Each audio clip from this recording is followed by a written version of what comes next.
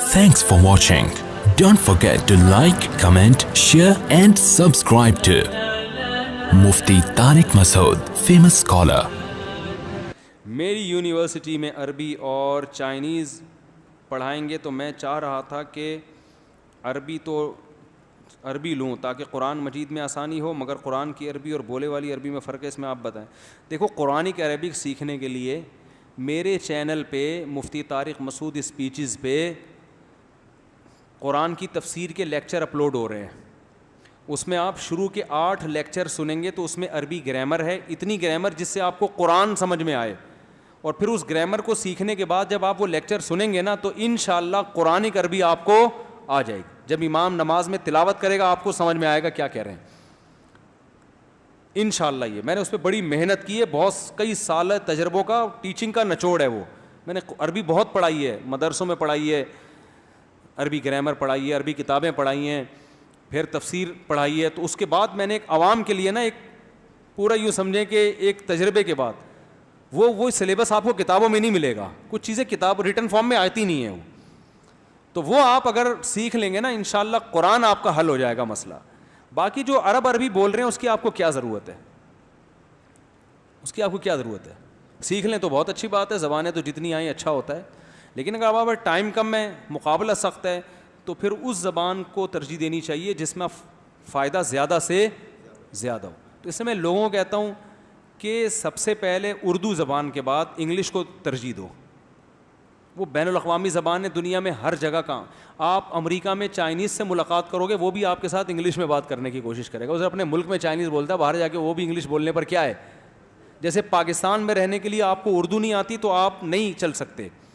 Abbott آباد ایک ایسا شہر ہے جس میں ہر جگہ کے لوگ آتے ہیں، میں نے وہاں دیکھا ہے، میٹنگ ہوتی ہے نا ایبٹ آباد میں، ہم بھی گئے، مجلس ہوئی، ایک آدمی سرائیکی زبان بولنے والا بیٹھا ہے، ایک پشتو بولنے والا بیٹھا ہے، ایک ہند کو بولنے والا بیٹھا ہوا ہے، ایک ادھر گلگتی بولنے والا، ایک چترالی بولنے والا، ایک ادھر پنجابی بولنے والا، وہاں مختلف، تو سب آپس میں کس زبان میں بات کرتے ہیں؟ اردو۔ اب ان میں سے کسی کو اگر اردو نہیں آئے گی تو اس کا رشتہ ان تمام قوموں سے ختم، سمجھ رہے ہیں نا؟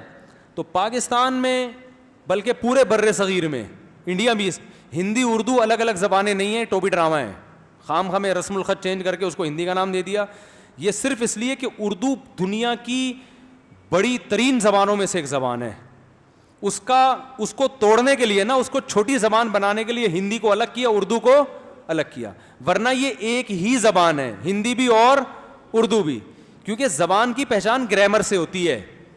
وکیبس تو ہر زبان میں، ہر یہاں اردو میں کچھ الفاظ مختلف ہوں گے، وہاں کی اردو میں کچھ، تو گرامر جو ہے نا، دیکھو ہندی میں کیا کہتے ہیں، یہ کیا ہے، اس کو کیا بولیں گے، یہ کیا ہے، اردو میں کیا بولیں گے، یہ کیا ہے۔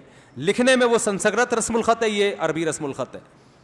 تو گورے نے بڑی ہوشیاری کی ہے کہ دونوں زبانوں، یہ گورے نے کی ہے یا انڈیا نے کی ہے، جس نے بھی کی ہے، کہ دو اتنی بڑی زبان تھی کہ ہندی اور اردو ایک ہی زبان ہے، تو اب یہ انگلش کے بعد دنیا کی سب سے بڑی زبان ہوتی، کیونکہ چائنا سے زیادہ آبادی انڈیا، پاکستان، بنگلہ دیش اور برما، ان 4 ملکوں کو ملاؤ گے تو یہ آبادی چائنا سے بڑھ کر، ان 4 ملکوں میں اردو بولی اور سمجھی جاتی ہے، ٹھیک ٹھاک طریقے سے سمجھی جاتی ہے۔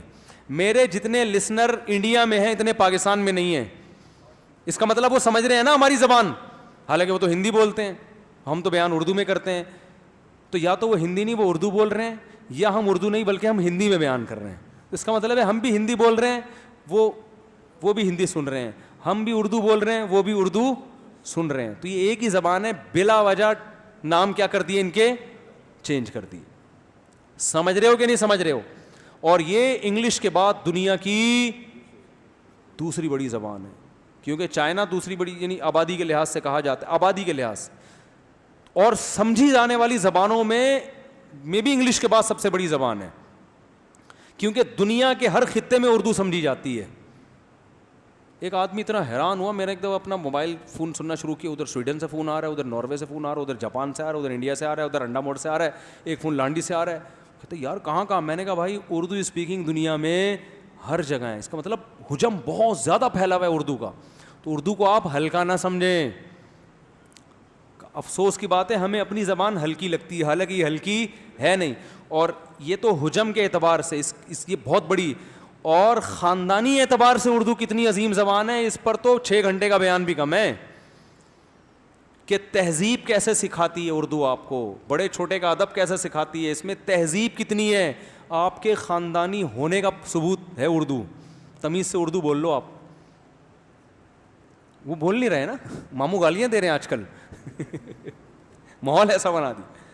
تو وہ میں اس پر تمیز، اردو میں تمیز کتنی ہے، تہذیب، ادب کتنا ہے، بلاغت کتنی ہے، یہ ایک الگ ٹاپک ہے.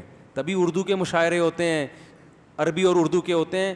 اور کسی بڑی زبان کے آپ نے مشاعرے، آپ نے کبھی سنا گوروں کا مشاعرانہ کلام آیا ہے، شاعرانہ کلام آیا ہے ہی نہیں. گانے ہوتے ہیں ان کے، اس میں ٹشن ٹشن ہوگا تھوڑا بہت، ختم. ادب شروع ہوا، وہیں سے بے ادبی شروع. اردو ادب ہے بھائی. شاعروں کو سنا کرو، انڈیا کے شاعروں کو. کیا راحت اندوری کو سنا ہے، انتقال ہو گیا، اللہ مغفرت فرمائے.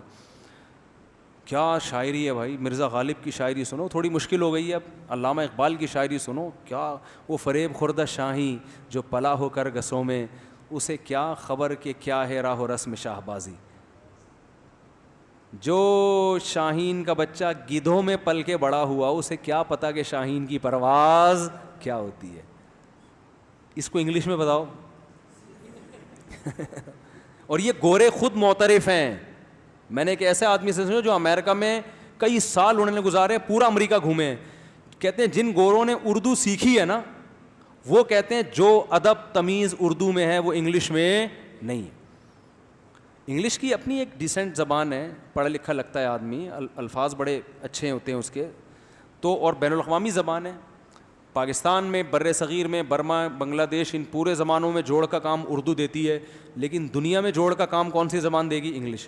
تو اس لیے ہم لوگوں کو مشورہ دیتے ہیں کہ بھائی اردو کے بعد سب سے پہلے آپ نے کس زبان کو فوکس کرنا؟ انگلش. وہ آ جائے پھر چائنیز، جاپانی، فرانسیسی اور باقی بہت ساری زبانیں، جو مرضی سیکھو، میدان کھلا ہے. پھر آپ کا ہدف کیا ہے؟ وہ آپ نے کیا چائنا میں جا کے کیا، معاذ اللہ نہ کرے کتے متے تو نہیں کھانے آپ نے، خدا نخواستہ. اگر ان کو ترغیب دینی ہے کتے کھانا چھوڑ دو، تو چائنیز آپ کو سیکھنی پڑے گی. یا ان کے ساتھ بزنس کرنا ہے تو ایک الگ بات. یہاں چائنیز نے اردو سیکھی، ایسی خاندانی اردو بولتے ہیں آپ حیران ہوتے ہیں یار. ایک چائنیز ہے میرا جاننے والا، ادھر صدر میں بیٹھتا ہے، ایسی اردو بولتا ہے، آدمی کہتا ہے بھائی تو یار کمال ہے یار. کھاتا وہی ہے، عجیب عجیب سے کیکڑے پکڑے، پتہ نہیں کیا کھا رہا ہوگا بیٹھ. میں نے کہا حرکتیں اردو والی نہیں، حرکتیں اردو والی. پینٹ کرنے کے بعد میں نے اپنے اوپر پینٹ کو صاف کیا. دیکھو پینٹ، آئل پینٹ جو ہاتھ پہ لگا رہ جاتا ہے اس سے وضو نہیں ہوتا، کیونکہ اس کے اندر پانی نہیں پہنچتا. اگر کسی نے نماز پڑھ لی تو اسے آئل پینٹ اتار کے اس جگہ کو دھو کے نماز لوٹانی پڑے گی، اس کو تھینر سے اتاریں. یہ اس کا ٹاپک میں نے چھوڑ دیا ہے، کوئی فائدہ نہیں ہے.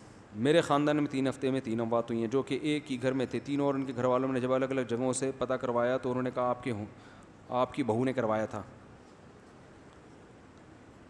ایک گھر میں 3 موتیں ہوئی ہیں اور جب پتہ کروایا تو سب نے یہی کہا کہ بہو نے کروایا. سب الو کے پٹھے ہیں، جھوٹ بول رہے ہیں، بکواس کر رہے ہیں، خاندانوں میں لڑائی ڈلوا رہے ہیں. ان کے باپ کو بھی نہیں پتہ چل سکتا کہ کس نے کیا کروایا. گھروں میں 3 موتیں ہوں، 4 موتیں ہوں، یہ نارمل ہے، ہو جاتی ہیں.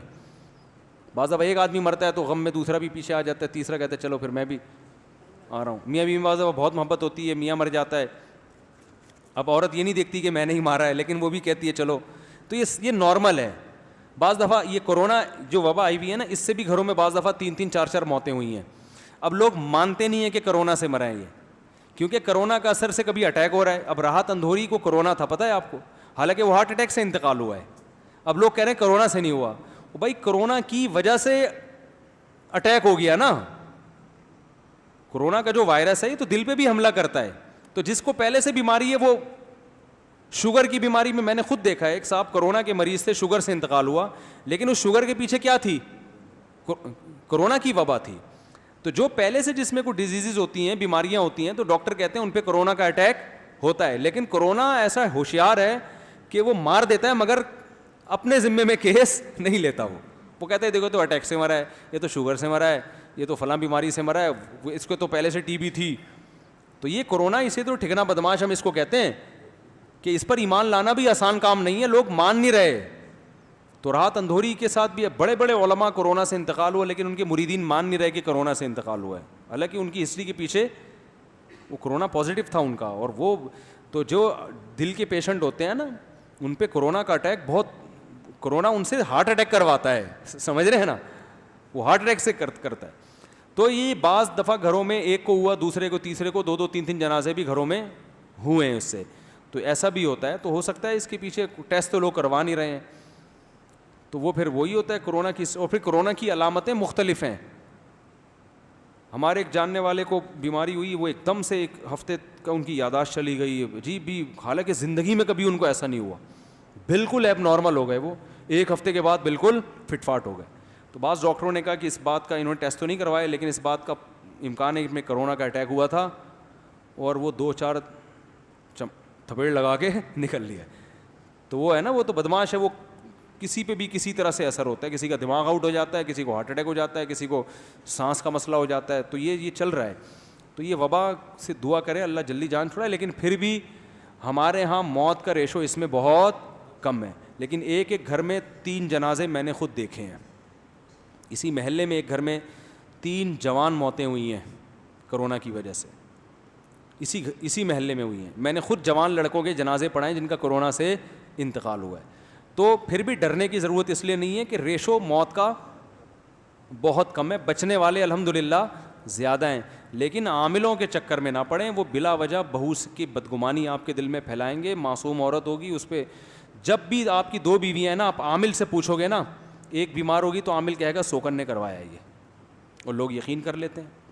تو اس لیے ان چکروں میں نہ پڑیں.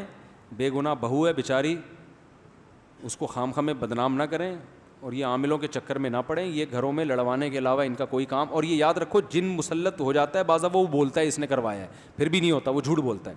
بہت لمبا بیان ہو گیا, اللہ تعالیٰ سمجھنے کی عمل کی توفیق ہم سب کو عطا فرمائے.